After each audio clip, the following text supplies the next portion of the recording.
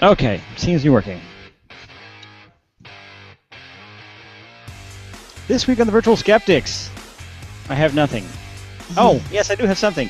It's the spectacular 2014 retrospective. You get to enjoy all kinds of crazy stuff. Thank you. Awesome. I'm your host.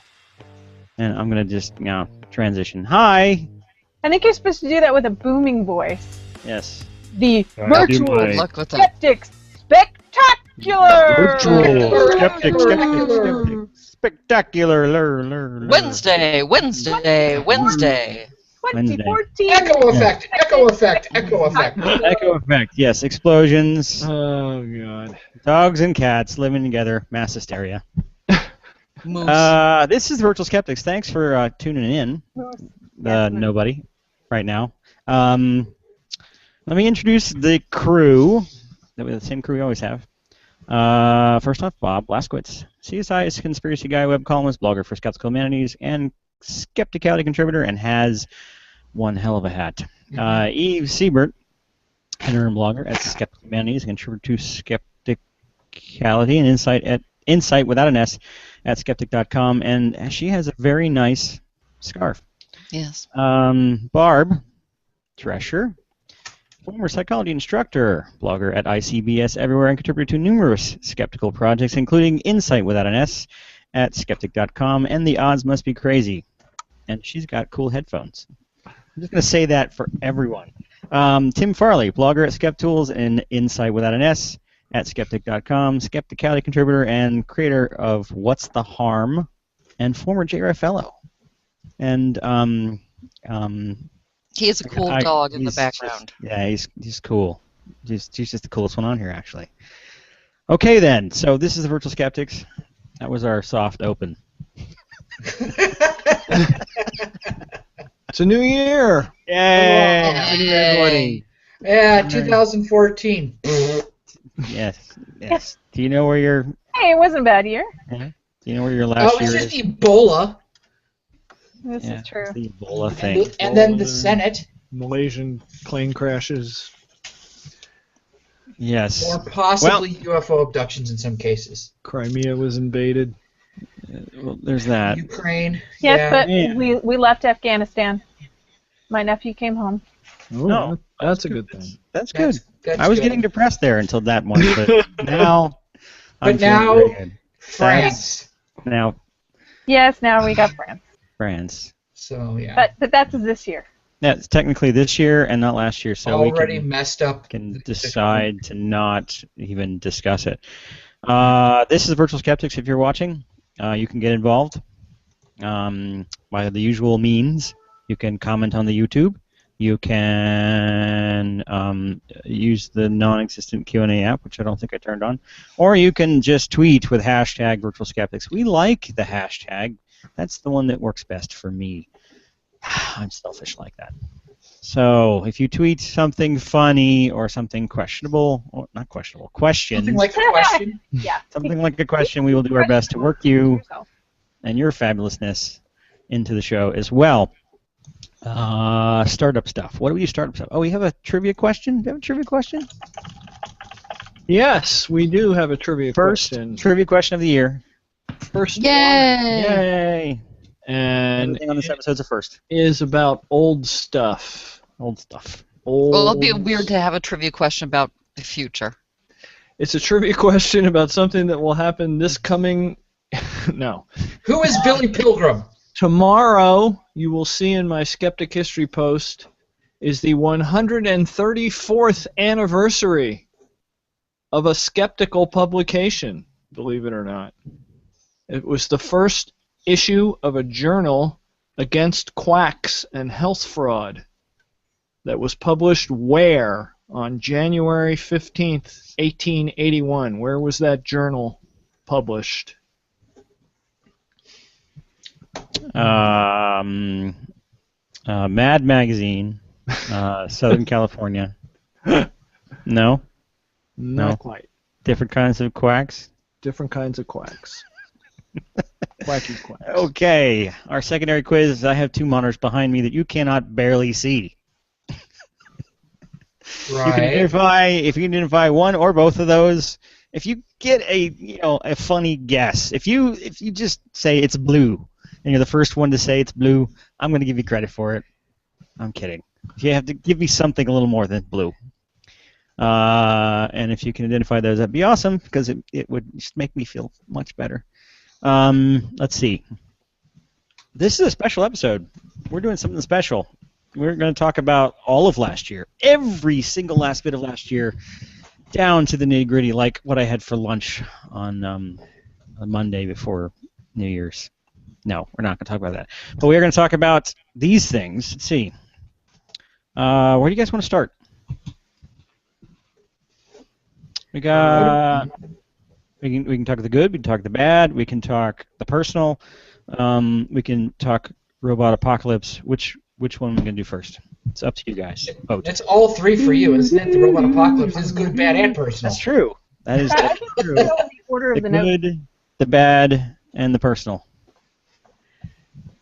Well, let's do the good. Good? Good. Good. So, good. Okay. Major skeptic wins. You do the major skeptic wins? In 2014. Sure. Who's got one? I've Can I got pull a name out of one. your hat? I have Go. to, I have to Go, pull Tim. up the notes. Dude. I've got one. Had to do with my blog. It was also the #1 post on my blog this year. Was about the Jimmy Wales alt-med petition, where a bunch of alt-med people were petitioning Jimmy Wales, who is one of the founders of Wikipedia, to give a fairer or more balanced presentation to alternative medicine on Wikipedia. And he eventually replied to the petition and said, "Are you kidding?" almost in so many words, and it was just awesome. Where he got, and especially coming as it did just a couple months after a lot of kerfuffles on Wikipedia, where people were accusing the guerrilla skeptics of doing things that they weren't doing on articles that they weren't editing, and just people trolling on Wikipedia and creating sock puppet accounts, and Deepak Chopra's employee getting caught editing his own article, and all this other foolishness was going on Wikipedia, and Jimmy Wales came in and said, "Yes, we are pro-science." So that was a big win in my book on Wikipedia, or for skeptics this year. Very cool. I think a lot of the Wikipedia stuff that's been going on has been really good skeptics stuff. Do you know if Wikipedia, if they've done, I mean, I guess it's all independently moderated stuff, but have they done anything? I mean, I guess they have regular systems in place. What do they normally do to prevent this kind of stuff? I mean, is it gotten any better? Or? They have, and every once in a while people come and say that they need some rules changes, but there is a what they call the Fringe Science ARBCOM decision of 2009, I think.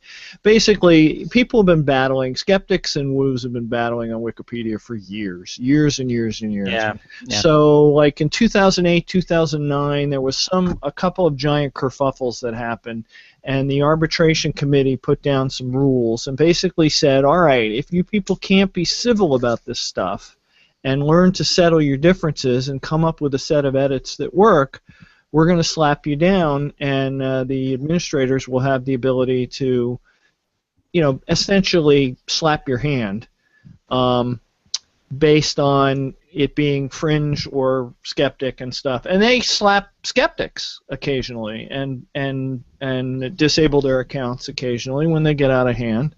The woos like to paint this picture that the skeptics are running rampant on Wikipedia and getting everything they want, but skeptics get disabled off of Wikipedia too. Knowing a little bit about how you're not civil, you will get slapped down. So that's sort of the rule of the land, is that what they call ARBCOM, Arbitration Committee, decision on fringe science, and that's what happens. ARBCOM? ARBCOM, Wikipedia jargon. It sounds a little Scientology-like. It's Narcanon. It is very Scientology-like. Wikipedia shares that with Scientology, that there's this whole jargon with all these, especially they love acronyms on Wikipedia, but also just little terms. And if you don't take the time to learn it, you can get bewildered very quickly. It's interesting because you use that jargon in social groups in order to establish in-groups and out-groups. And you really do have to come to terms with Wikipedia and the way they do things if you're going to be a productive contributor to it. Yeah. All I have to say is NASA did it first. NASA definitely has their jargon. That's a good one. But NASA isn't asking the world at large to get involved with it. Only if you, I don't know, got a government contract, maybe. And also the Marines did it before. Hush. It's not, but they're not inviting like anonymous rocket scientists to just contribute. Ex-Nazi ones. Well, yeah, but they have their, I really don't like the way this conversation is going. Okay, let's go on to another topic. Yes. So I was trying to segue. Yes. Anybody else got a suggestion? I think there's a couple other ones I have listed here that you guys have. The Scientology well, someone mentioned Scientology. Yeah, I know. What a coincidence. Yep. And this is a bit of a cheat, really, because I was thinking about Scientology and I'm thinking this happened to them, that happened to them, and then realized that a lot of it actually was in 2013.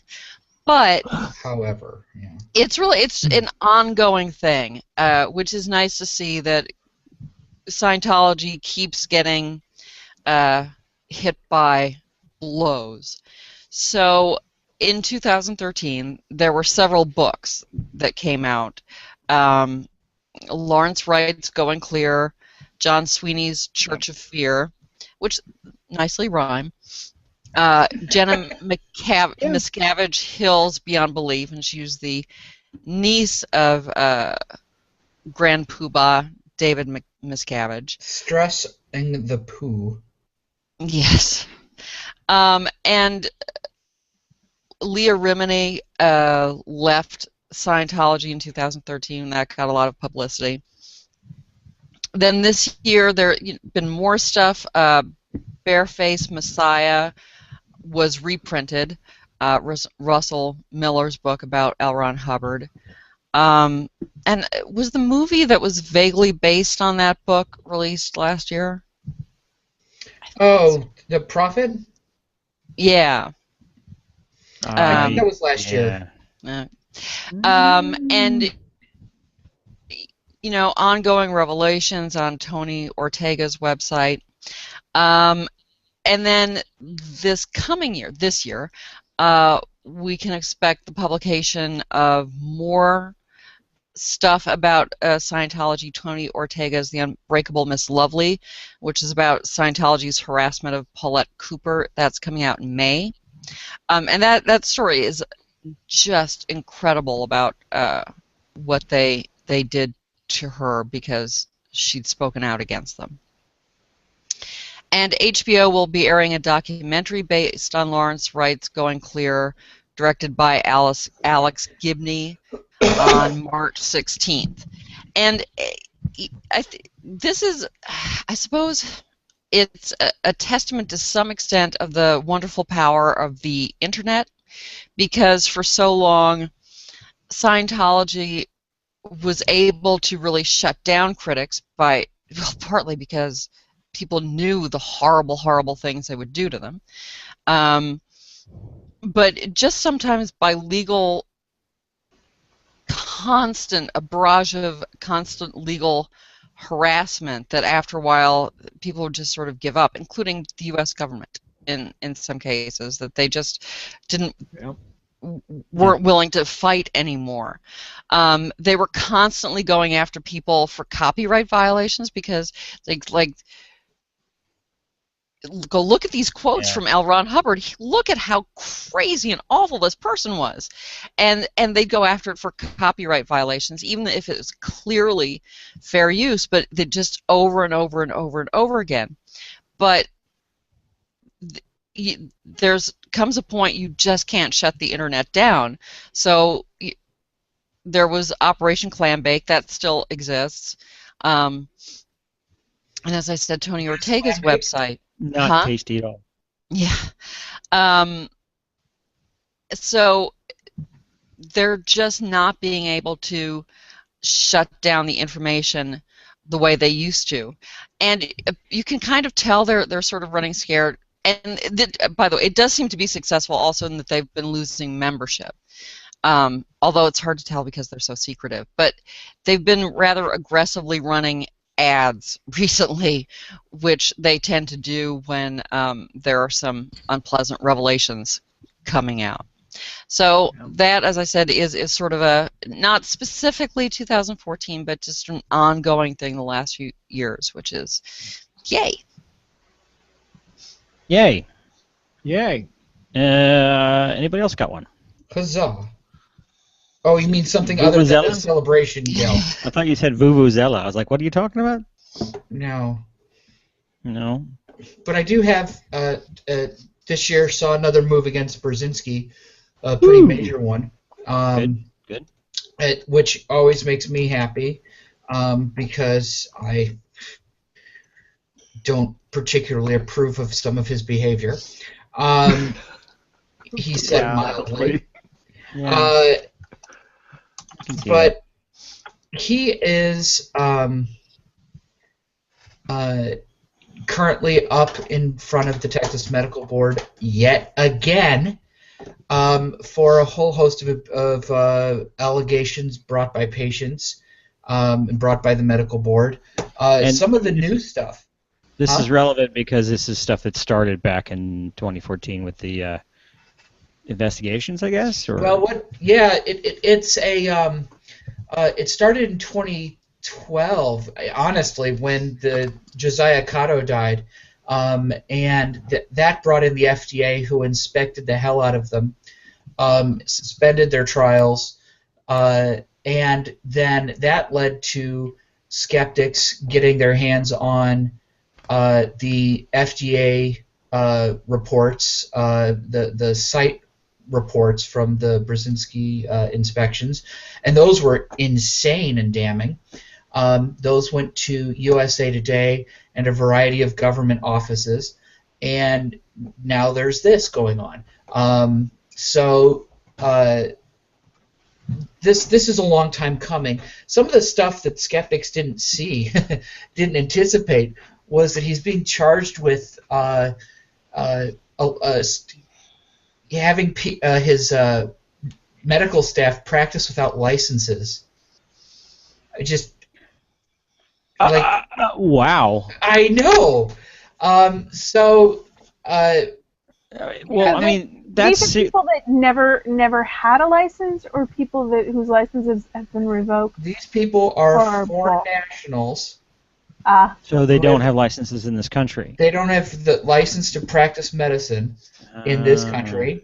But when you go through the people who are named in the documents, and you look at the stuff that Skeptics have gathered, you never once see a single patient expressing any doubt that this person who they're calling Dr. Blank is a physician.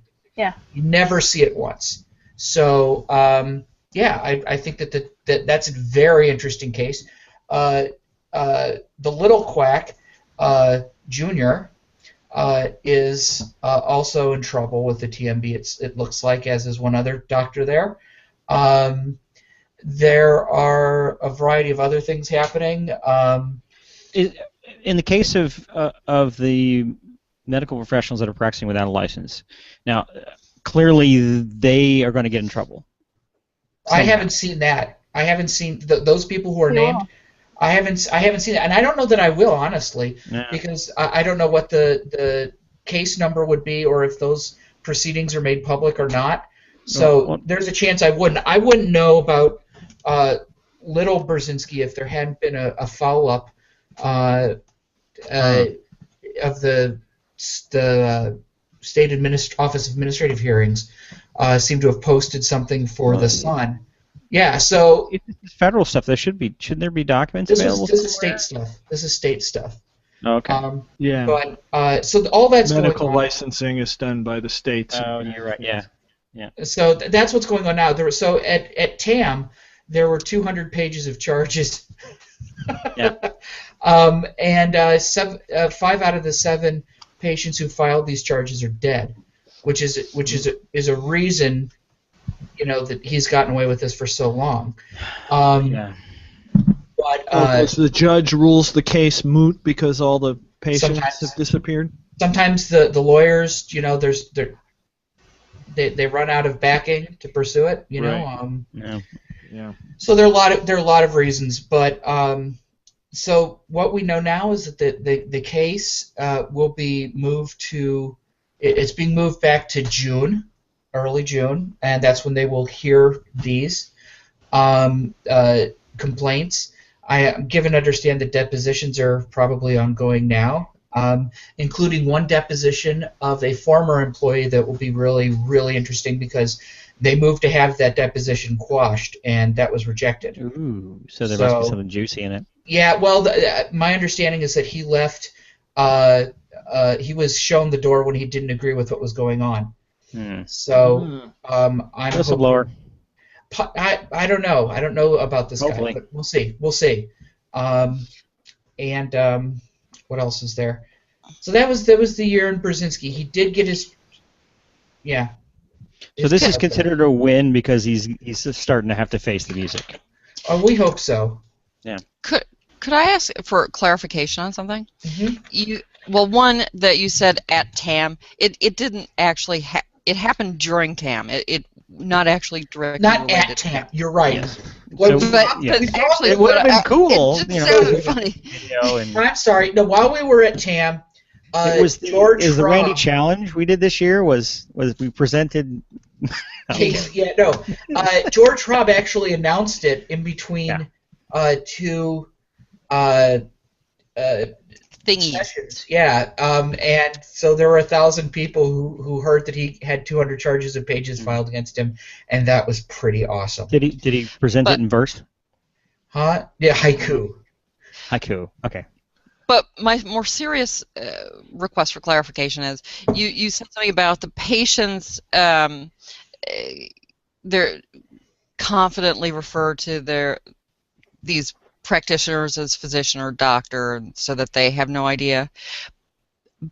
But are you saying that these are people who have medical degrees from other countries? Yes, no license to practice. Technically, they are doctors or physicians. It's just not Unlicensed legally physicians practicing legally. Yeah. in Texas under his supervision is the allegation. Right. Okay. Yeah. Can I clarify that for you further somehow? No. I mean, it's just you said that suggested they weren't physicians or doctors. Well, they may I not. did suggest that they were good doctors. Right. Yeah. If they're not licensed, we don't know. We really don't. Yeah. They could be have education, or their practice could have been in a different country Right. that doesn't have the same standards. Is the point? Could be in a different Right. field. But they may be technically they may be doctors. Maybe. Just not. Yeah. Right. You got it. Since we've talked to everyone but Barb, I'm going to ask Barb if she's got one. Yeah, actually, and I think it's a big win. There's been some fairly definitive research recently on the gluten-free stuff. They've been researching whether a lot of people think they have gluten sensitivity or gluten allergies who are not celiac patients, and we know that there is such a thing as celiac disease, and celiac disease is actually more common than a lot of people think. But celiac disease, the last thing I heard, it depends. It actually is tied to ethnicity, so there's some genetic component. And the last thing I heard is Irish descent. It could be as high as 1 in 150. So that's pretty common. Yeah. But I don't know. I haven't seen people. a good. Yeah, I haven't seen that nailed down very well. And part of that is estimates of people who are not diagnosed, because it varies a great deal in severity. I mean, you can have people that. It does seem like something that would not necessarily be diagnosed. Yeah. yeah, as children they may react and have severe symptoms because of it, or you can end up getting to adulthood before you even discover that there's a problem. So it varies a great deal because it's an autoimmune disorder, and they tend to vary in severity. But okay. Other the than nephew celiac, has it, and the only reason they knew it is because he was participating in a different study, unrelated study, and they ran some gene tests on him, and lo and behold, he had the gene for celiac. That's lucky, because then he avoids a lot of the damage that a lot of people have a lot of damage before they even find out. Yep. Because they'll eat your gut. I mean, it does some serious damage. They'll eat your gut. Sorry. Yeah. So, but a lot of people think that they have, food allergies, and one of them is, I'm gluten sensitive, or my kid's gluten sensitive, and et cetera, et cetera. And they've done, double-blind studies, and they've repeated those studies and follow-up studies, and it's pretty definitive that there is no such thing as gluten sensitivity or gluten allergies that's not celiac related. But in the process, they've identified what they suspect is causing some people to feel a relief of symptoms, specifically gastrointestinal disorders, when they go gluten-free, and that is these carbohydrates. They're called FODMAPs, FODMAPs, and they're basically FODMAPs. Yeah, I'll just quickly read from Wikipedia here. They're short chain carbohydrates, disaccharides and monosaccharides, and related alcohols that are poorly absorbed by the small intestine. So what happens is if they're poorly absorbed by the small intestine, they get to the large intestine and they are fermented by bacteria, which may or may not cause some gas and other gastrointestinal problems. Some of that depends on the bacteria in your gut. So we have things like irritable bowel syndrome and GERD, which is basically intestinal reflux, gastroesophageal reflux disease, things like that, which I suffer from, like, really bad. And I think part of that is I took antibiotics daily for years for rosacea. And what they're finding is people that go on a low FODMAP diet are seeing benefits. So it's a little bit of a double-edged sword, because I'm thrilled that we now have all kinds of places offering gluten-free. I mean, I go to the grocery store now, and every day I see more gluten-free offerings, which is great for me. And pizza places are starting to offer gluten-free crust, and restaurants. I can get free shampoo. Have you ever been to a Whole Foods? Oh God, no Whole Foods. No, we'll not shop Whole Foods. It is a gluten-free, like heaven, I guess, because everything. Yeah, what, Trader Joe's is better. Trader Joe's is better. But the regular grocery store, I get flour and I get gluten-free flour and mixes and things like that at the grocery store. Just to be clear, I wasn't recommending Whole Foods because it has a lot of woo stuff in there and it drives me crazy. I like their butcher. Funny? That's the only reason I go in there. You know, it's funny. More than once, I've been in Whole Foods because we do occasionally shop there because we like the bakery and stuff. But and you can find Skeptic magazine on the magazine rack. That's hilarious! That's oh good. My God, that's so cool. It's on the irony rack. But yeah, that's No, well, the reason is the CEO of Whole Foods is kind of libertarian leaning, and he really likes Shermer's politics.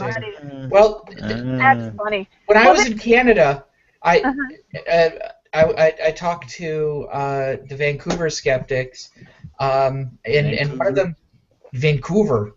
We're in North Van, but so in Vancouver. One of them was saying that they've always kind of wanted to go to Whole Foods with a Geiger counter and go up to the bananas and make a show The potassium. That's hilarious. I thought that would be awesome. Yeah, that would Well, be. what I funny. think is really interesting is there are all these places now catering to gluten-free, which is great for people like me, but it's not necessarily good for celiac patients. Yes, you can buy more gluten-free things in the supermarket, which are gluten-free, but when restaurants do it, like I get gluten-free pizza from Domino's, and I hear Pizza Hut's now doing it, or about to. Or I went to California Pizza Kitchen the other day and ordered gluten-free crust there. And the reason that you do None that of is these are our because, sponsors, by the way. I'm just saying. But the reason you do that is because if it's gluten-free, it's wheat-free, and wheat contains a lot of one of these sugars, the carbohydrates. Yeah. That's why you're getting relief, is because you're not eating, but you don't have to avoid. You certainly don't have to avoid gluten. It has nothing to do with gluten. And you don't have to avoid these altogether. You just have to, cut down on them, like dramatically. And so, and what I found is the less I eat of these things, the more sensitive I am to them. But if I order a gluten-free crust at one of these places, the first thing that I get, if you order like online, try to order a pizza off of Pizza Hut or off of Domino's Pizza's website, you'll get this massive caveat because they're prepared in the same place with wheat, things that contain wheat, and so they will contain some wheat products. Yeah, that's not going to help anybody with celiac. Yeah. It just isn't. Same thing with any kind of severe allergy thing. We've had that problem. Yeah, the peanuts. A different nephew of mine has nut allergies, and we go to, like, for instance, a nice ice cream place, and if you don't keep the scoops separate, so that the scoops that are going into the walnut and whatnot don't ever touch the nut-free stuff, then they might as well not tell you which ones don't have nuts in them. Yep. And so it's a little bit of a double-edged sword, because it's great for people who are avoiding wheat. I think that we have these options, but it's not as good for celiac patients as you might think. I mean, it used to be that they had to search high and low for food to eat, but they still do. They still do, because you still can't go to a restaurant and have it. It's just like somebody with a nut allergy, I think. I'd like to point out that not only do I have shampoo and ibuprofen, which both claim to be gluten-free, thank God. I got really sick, though, after eating shampoo. Claim. Did you? But I also have peanut butter that has a peanut warning. Wow. Yeah, that seems a bit obvious. Just being completist, I guess. Yeah. Yeah. And does it say may contain peanuts? I think it just says which, it's probably true as well. Yeah. They don't have a warning that says may contain rat Shockingly feces, high probability of peanuts. Most manufactured foods, it's not a 0 when it comes to rat feces. So. Oh yeah, of course not. But no one has an allergy just to that, so I guess that's the problem. If I had an allergy to rat feces, and that would probably change the FDA. I'm pretty sure that I have an allergy to rat feces, but I'm not going to test it. Just on general principles. It is interesting though that because I've been on this low FODMAP diet, I've noticed that the the gluten-free offerings have increased dramatically just in the last few months, and yet this is in spite of this research. So I don't know if that is a skeptic win, because it's in spite of this research. Probably because these companies this stuff has been in development. Right. So we'll chalk the study, the publishing the study, as a skeptic win, but we'll kind of leave it as a caveat that it hasn't caught up with, I guess, the industry yet. So yeah. So that's I guess that's this just came across the internet. Real gray aliens caught on tape, 2015. So just while we're on, I know. I'll post that. Real aliens, or the stuff happening during TAM, and now stuff happens during our show. I know, it's amazing. Wow, it is amazing. What are the odds? Like the webcast version of TAM. Yeah. No. All right. Okay, so since we tagged everyone for these are major skeptic wins. There was a couple of things mentioned on Twitter. There was one about BBC addressing false balance. Is that a thing? That was a cool thing. Yep. They basically put out new guidelines and said stop doing the false balance thing. Yep. To their own. When did that happen? Training. 2 months ago, maybe. Sometime in the middle of the year. Yeah. 3 or 4 months ago. At some point during 2014. Yep. We're saying. So at least how many BBC stations are there? 6, 5, 4, 6, 4? I don't know. So at least the public, the government stations in England will not do that. So, but still, it was in July. Cool. Yeah. Yeah.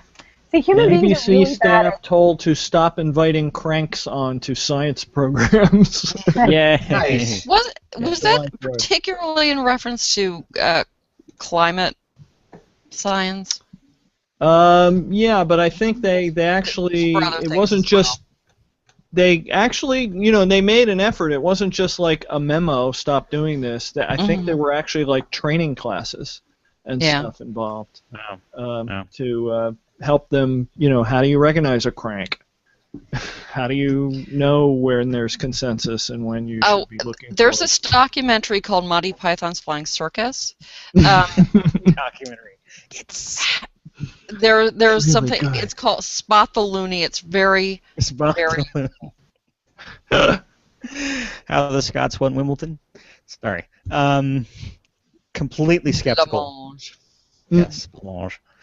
Okay, maybe so somebody will send Dr. Oz to it.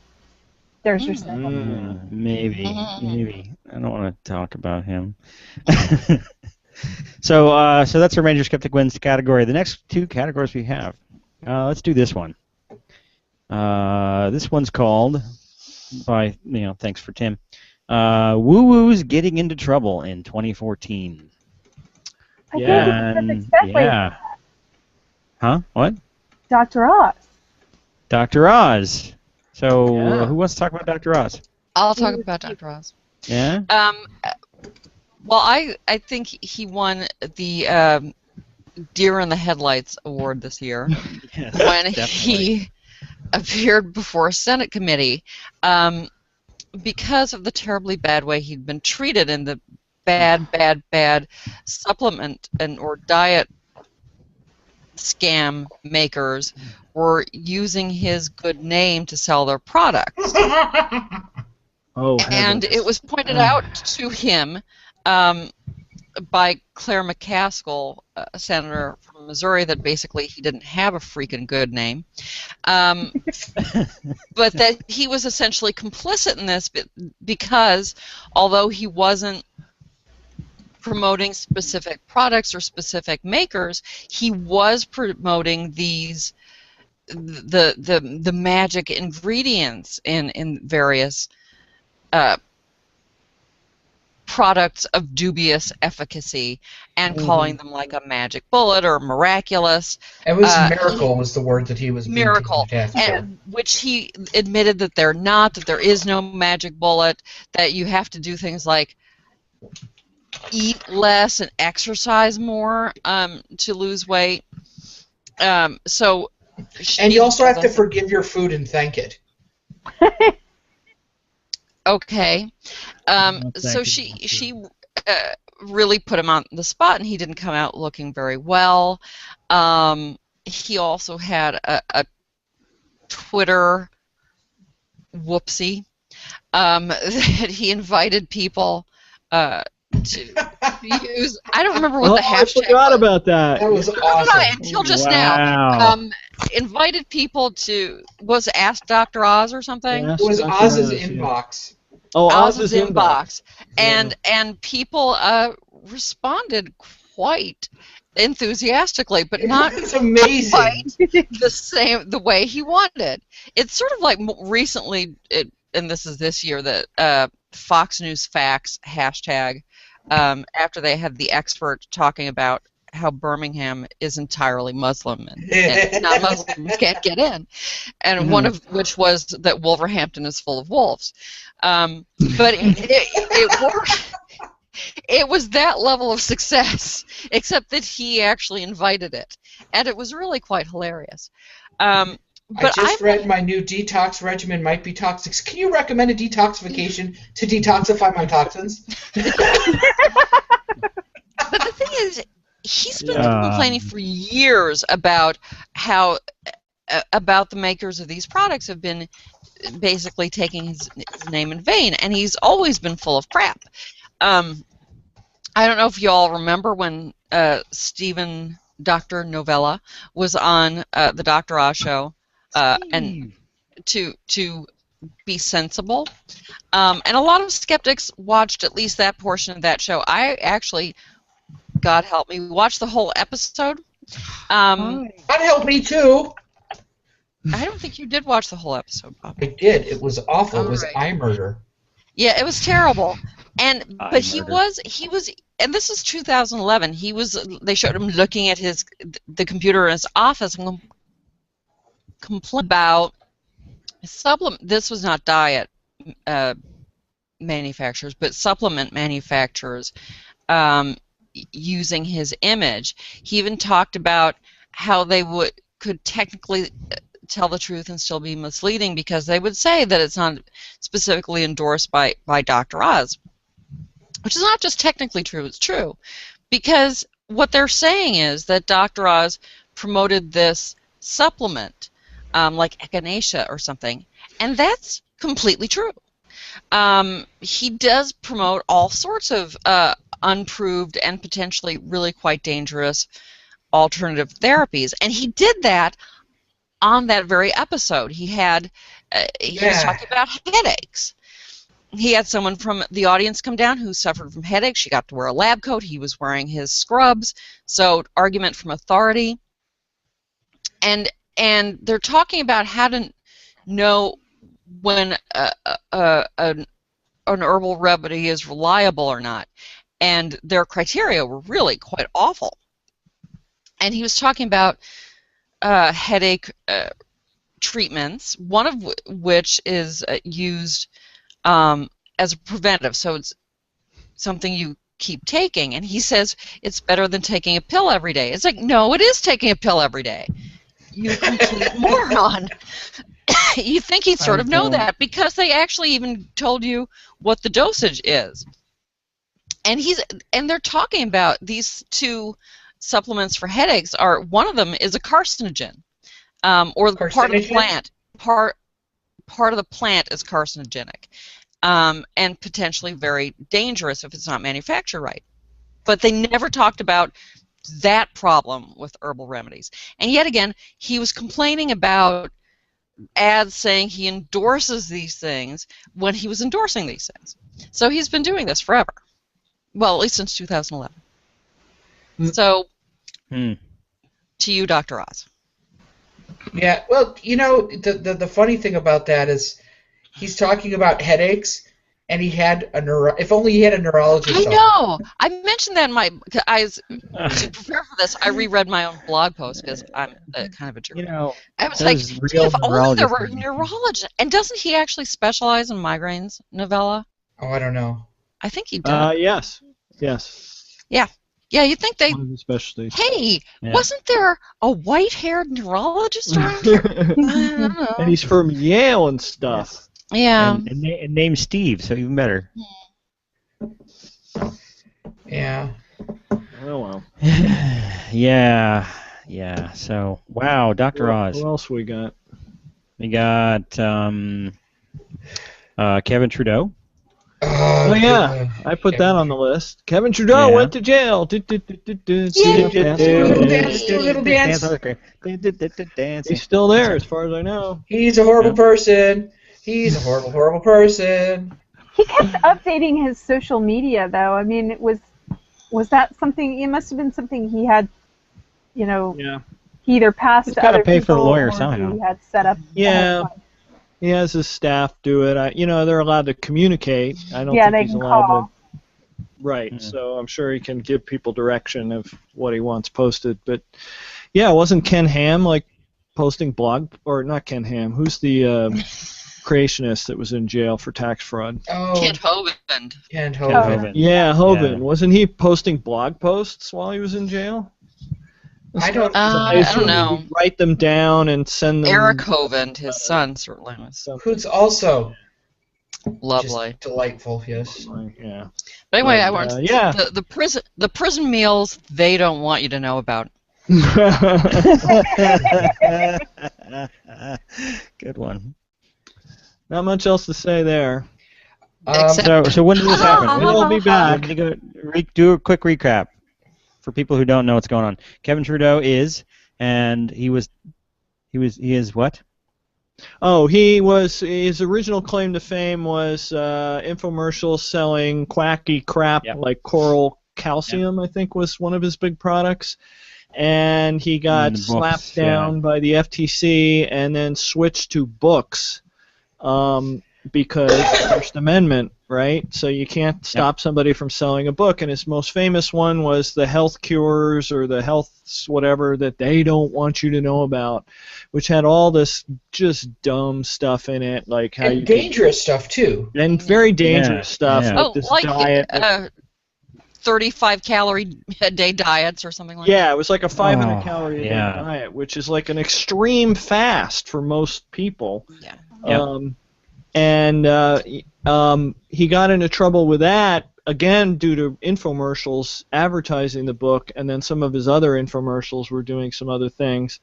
And the FTC slapped him and got a judgment of like $35 million, and then he claimed he didn't have any money.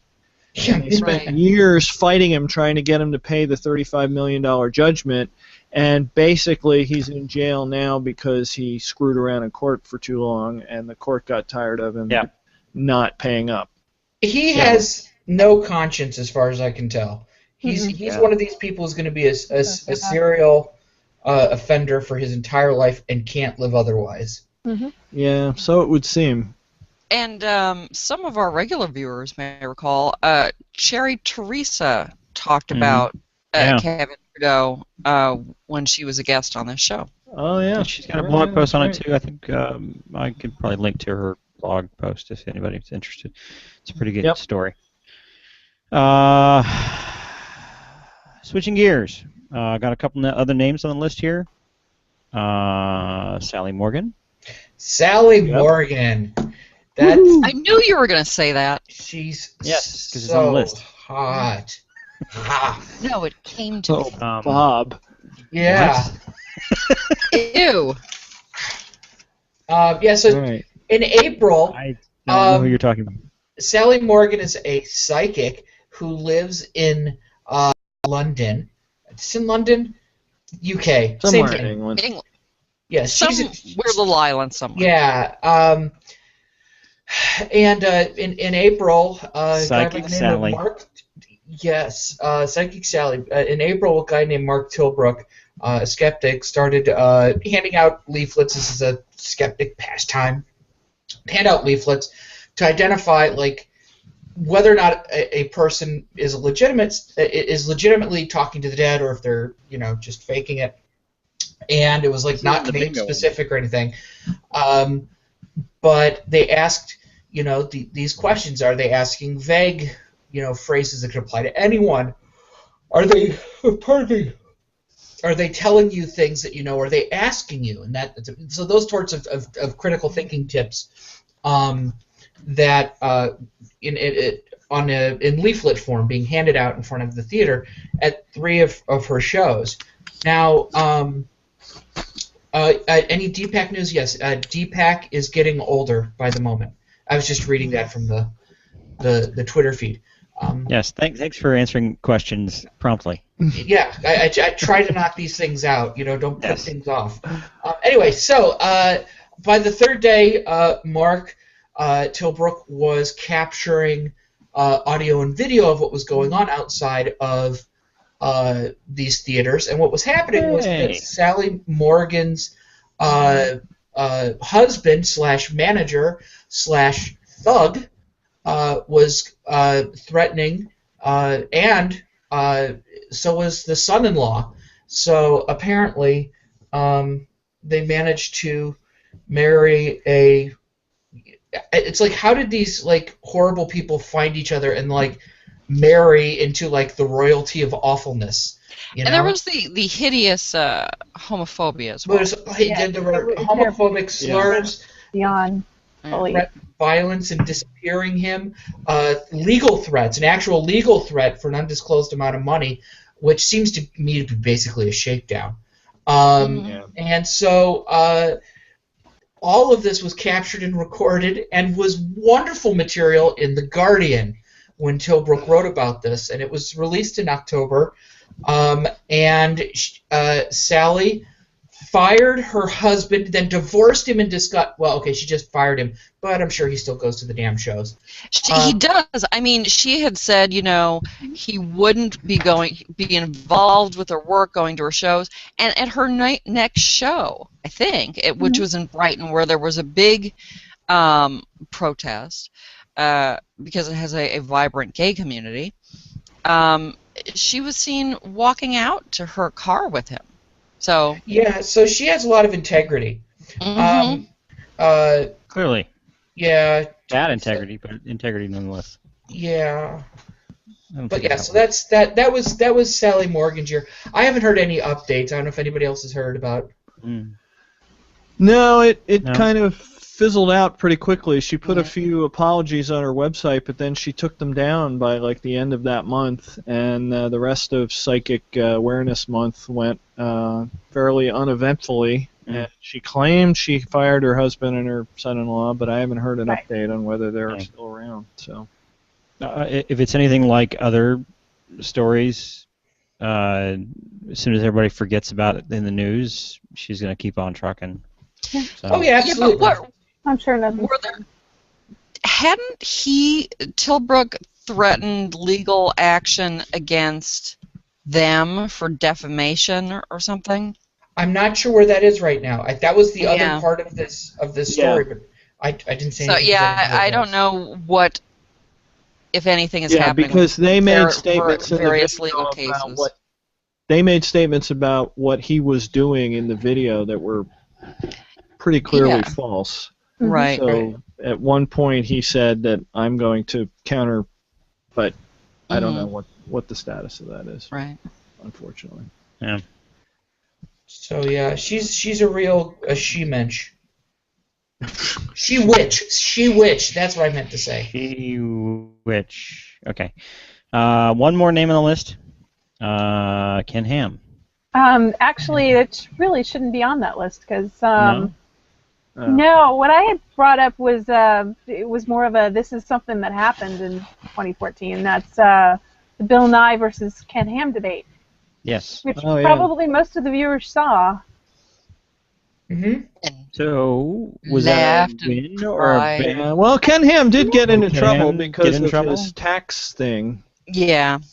I don't really know anything about that, so perhaps... Yeah, it's pretty quick to explain. They had gotten, like most of these giant projects, you get some sort of tax break from the local authority on the theory that you build your amusement park or your company or your factory or your school or whatever it is you want to build.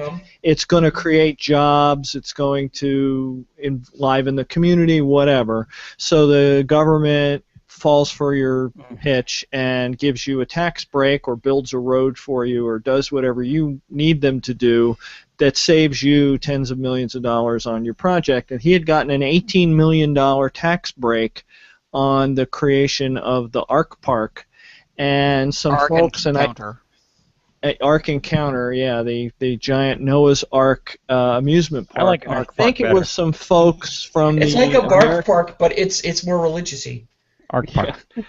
Some folks from the Americans United for the Separation of Church and State spent some time studying the job listings for all these jobs that were going to work on the Ark Park, and one of them was for a designer to, physically draw the stuff that they were going to build, right? But the designer job, basically had a religious requirement. Now, if you're hiring for a church, you're allowed to do that. You're allowed to say that for business, the church has no to be Jews. Christian.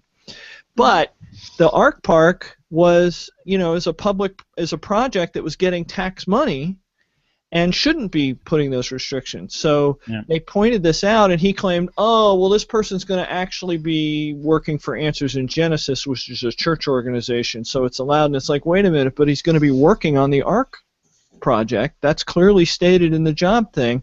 And when this got out, lo and behold, the government took away the $18 million in tax breaks. And then Ken Ham wrote like this crazy blog post about how skeptics are out to get him and we're all evil. Yeah, they've also. I mean, this is another thing though, like Scientology, that this has been a long-going train wreck, and they've had all sorts of financial problems. But they also just changed their story about the hiring for Ark Encounter, because they had kept saying we'll follow all federal and state guidelines, blah blah blah blah blah, and this isn't. We don't have our hiring practices yet. This is for Answers in Genesis. But at some point they just went, screw it,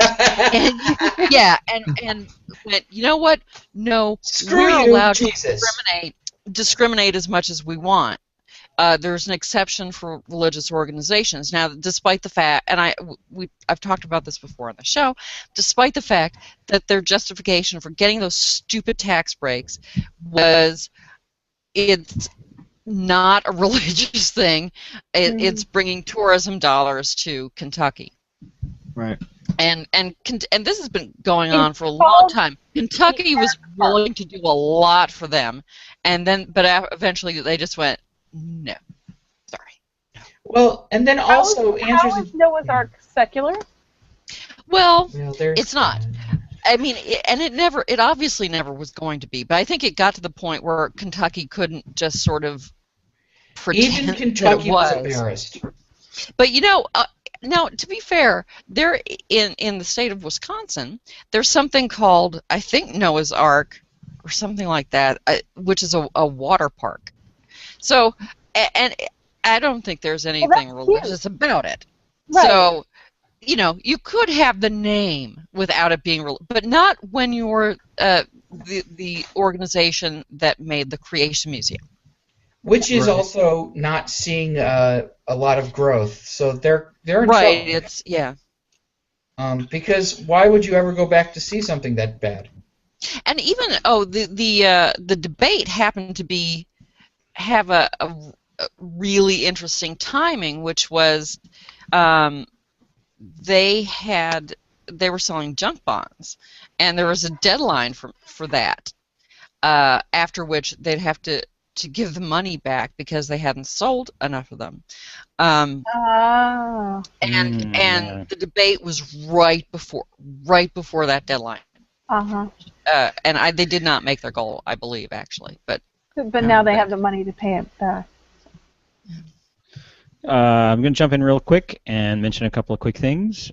In the Twitter feed, Nathan Miller, a longtime listener and friend of the show, who also runs for me. I started it, but he's kind of taken the whole thing over, the whole virtual drinking skeptically thing, which was one on this Friday. Actually, no. Go look on Google Plus, virtual drinking skeptically, and find it. I'll tell you about it later. He posted the link to Cherry Teresa's blog post on randy.org, so go check that out. We'll also link to that in the show notes. Also, I thought this was relevant to our previous conversation. I just, on a whim, I looked up Peter Popoff. And his website is pretty nice. It seems like he's still in big business. You can see the history of his ministry doesn't include anything about Randy. I'm stunned. You can get a prayer request on the website, and you can order your miracle mixture. Oh God! It's not entirely clear what a miracle mixture is. He's selling a packet of stuff. It was like manna or something. It was like it looks to me like a packet of hand wipes. Has Dr. Oz endorsed it? So. Yeah. No, he's the Kevin Trudeau of religion. Yep. Yeah. I think Kevin Trudeau might be the pop-off of whatever the crap it is he does. Because pop-off was there first. Yes, Eve. Not really. I admit this wasn't really relevant to 2014, but hey. We're running low on time. Yeah, we're running low on time, big time. Really quick, I wanted to ask each one of our panelists in turn if they had some kind of personal win for the not this year, last year. Quick, because we're running out of time. Can we do that? All yes. Right. Ready? Okay. And Tim. Mine was Ignite. Launching that at Skeptrack. At Skeptrack, Way better than I could have expected. I heard it went well. Sorry I missed it, but yeah, it was fun. We hope to do it again. Awesome. Maybe I'll be there next year. Bob. I had a cover article on Skeptical Inquirer. That was pretty cool. Also Woohoo! the centerfold. Sweet. I was the centerfold. Another frightening image from Bob. Yes, thank you. Oh. Eve. This really wasn't really about me, but only tangentially related. Skepticality, to which Bob and I and Tim contribute. And Barb. And Barb. Indirectly. So, yeah. Won a major award at QED Con. Which, where the hell is the name of the award? Yeah, I believe it was. It was fragile. They have the Occam Awards. The Occam Award, yeah. That's what it's called. Okay. Barb. Well, my first two blog posts about rationality versus intelligence on Insight were hugely popular. Yeah. I have a third, so I'm still working on it. It's a little more tricky, a little more work to do on that one. But yeah, they were just a lot more. I was surprisingly more popular than I was expecting. Awesome. Well, it sounds like, all in all, it was a pretty good year, 2014, and I'm looking forward to another good year this year, hopefully. Everybody's going to be... But the robots are taking over this year. Yes, the robots are taking over. And they've been talking about it forever. I'm going to just, I've got a lot of robotic stuff I'd love to talk about. I'm going to save that for next week because we went so long with the stuff. Just as a little bit of a taste, this week is the Consumer Electronics Show actually it's dated this year, but it's actually all the stuff that was produced last year. Lots of really cool consumer electronic robotics stuff this year. Also some neat research and other stuff. But now, let's do the show wrap-up, which is all this other stuff. Did anybody get a trivia question? I didn't see anybody get it. We had a guesses. Someone got close, geographically, I think. Oh, yeah. Someone said Belgium, which is pretty close, but not quite the right country, especially as countries go. What is like Belgium? Can you read that? France? Here, this is the Netherlands. This is the cover of said publication 134 years ago tomorrow. The Mondblad. I'm not going to pronounce it. The Monthly of the Association Against Quackery. Quacks. One of the oldest. That's Quacksalverish. That's the original word that quack comes from. Quacksalver. That's awesome. That is pretty awesome. And they still use that name. They are now basically an anti-alternative medicine organization. At the time, they were more against, traditional quacks, but now they're anti-alt med. So they're essentially a skeptic, one of the major skeptic organizations in the Netherlands. That is really cool. I like that question a lot. Too bad nobody got it. But Tim, you're awesome. Okay, so hug. Everyone got books. You guys got books because we could do book time. Did you do the computer thing? The what? Huh? Your computers behind you. Yeah. Screen. Oh yeah. Nobody got them here. I got one of them. I think I got one of them. Okay, which one did you think it was? The one on my left looks like the trailer. I see Snake Plissken in there. Yeah, you do. Is it Escape from New York? Escape from New York. That's the trailer from Escape from New York. That's one that I That's well done. Now. That's well done. The other one is actually a music video. It is Tom Petty doing what's the name of that song again? He's got a lot of them. The post-apocalyptic. Oh, there's the name of the movie. Yeah. My brain's not working. You know, it'll come to me in a minute. New York take place in the year 1997 or something. No, it's supposed to be in our past, but unfortunately, New York hasn't fallen yet. Been turned into a giant prison. I do want to see that movie. I haven't seen it. You got lucky. You know what makes you got that lucky. Yes, thank you very much. You know what makes that recognizable is the sleeveless, and that you can see his pec. Yeah, he's pretty. And the black T-shirt, and he doesn't dress quite exactly the same in the second movie. Yeah. For the Tom Petty one, I was kind of hoping they would see the top hat and glasses and all that stuff. It's a very characteristic post-apocalyptic music video, because I have a thing for post-apocalyptic music videos. So, too bad nobody got it. No prize for you. We've stumped everyone. Right. Starting the year off. So book time. Who wants to go first? So Virtual Skeptics. I'm still looking for the perfect. Nothing. Oh. To read. Yes. Who? Anyone? Who's ready? I'm ready. Go. You the man. I'm pretty much fucked. That's my considered opinion. I don't know using that word. Are you quoting? Fucked. 6 days into what should be the greatest 2 months of my life, and it's turned into a nightmare. I don't even know who will read this. I guess someone will find it eventually, maybe 100 years from now. For the record, I did not die on Sol 6. Certainly the rest of the crew thought I did, and I can't blame them.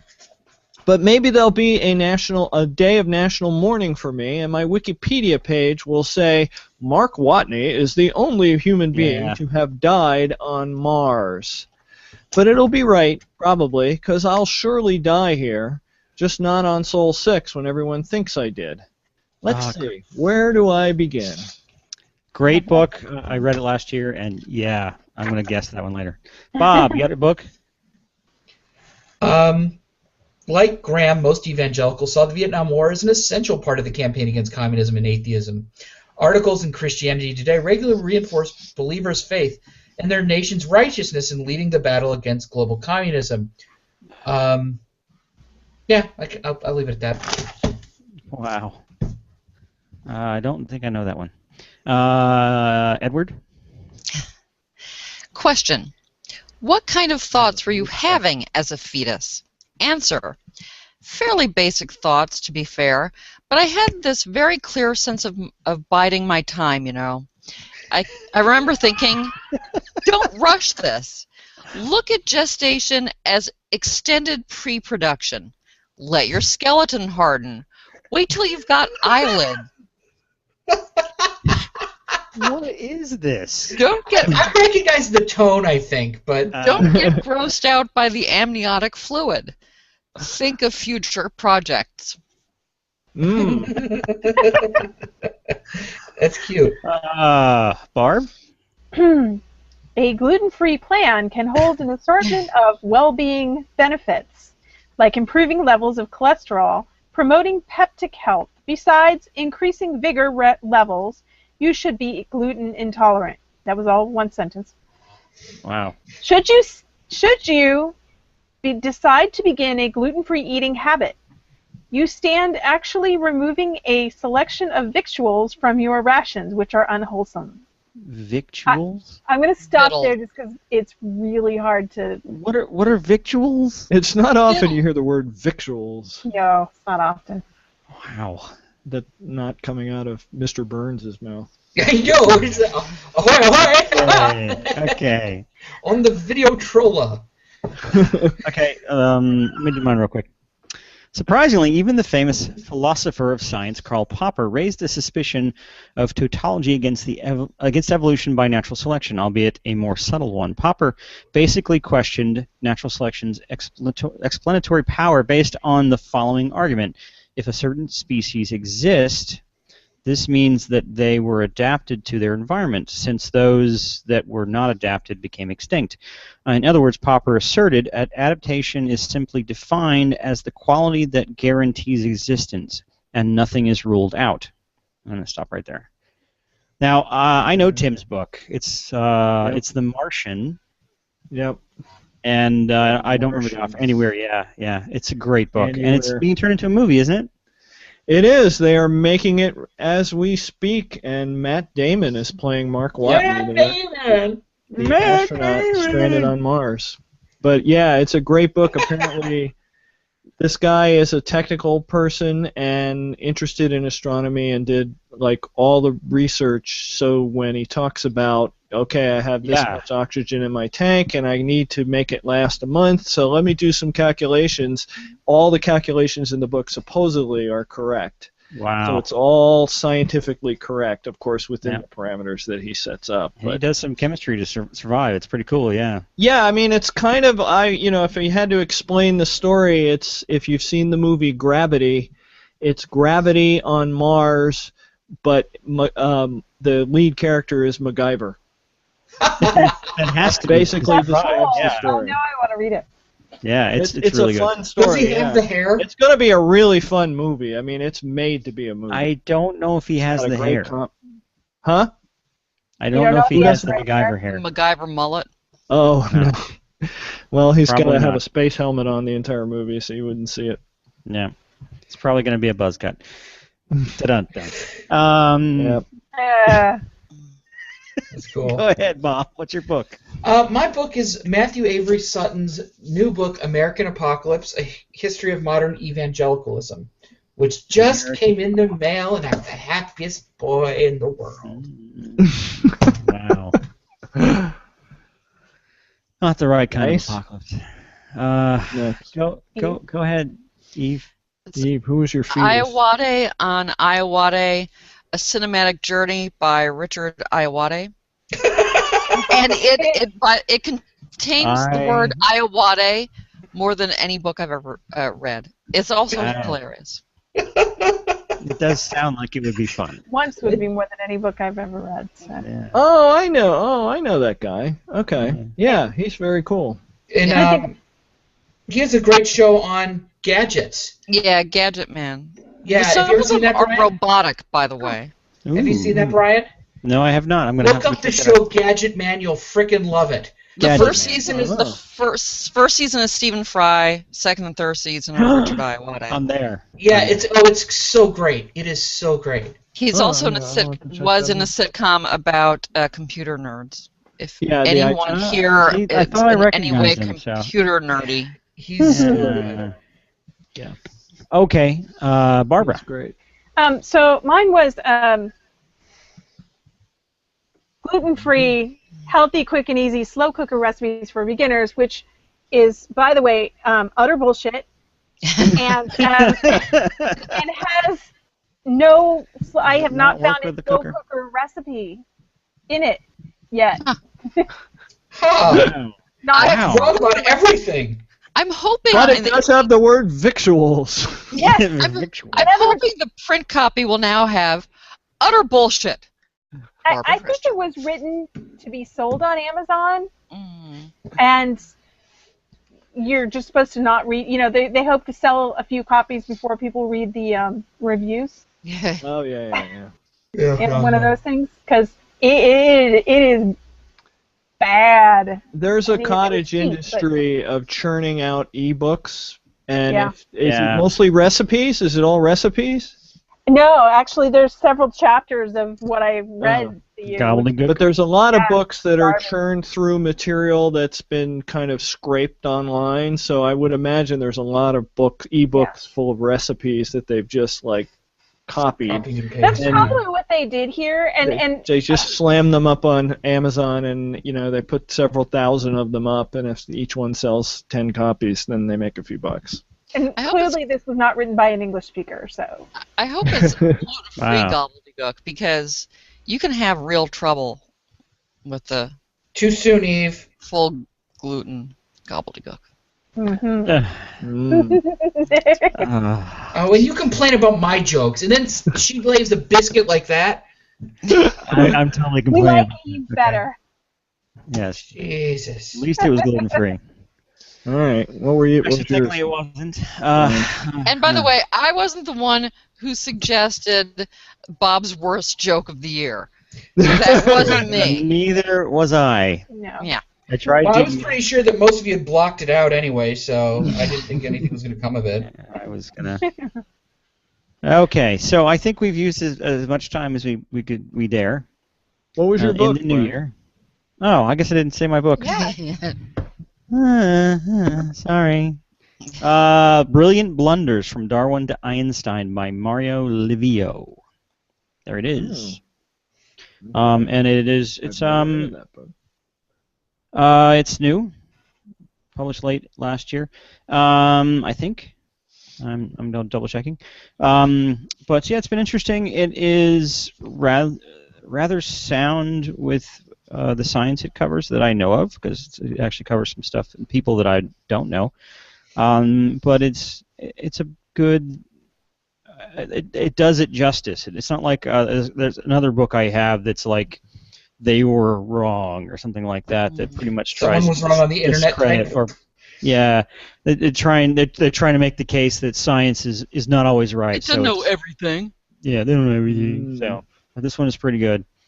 And now I like the case that that science does. You know, people who do science make mistakes, or they have imperfect judgment that eventually gets may or may not eventually get resolved. So I like that. It's a cool book.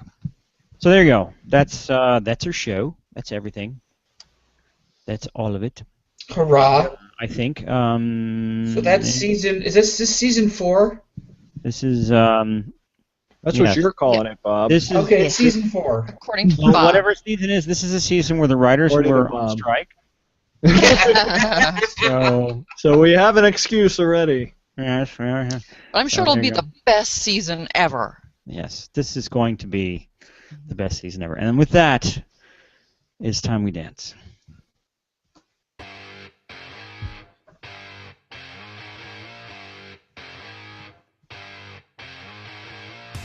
Virtual Skeptics is an independent production of whatstheharm.net, Skeptical Humanities, myself, ICBS Everywhere, and Doubtful News.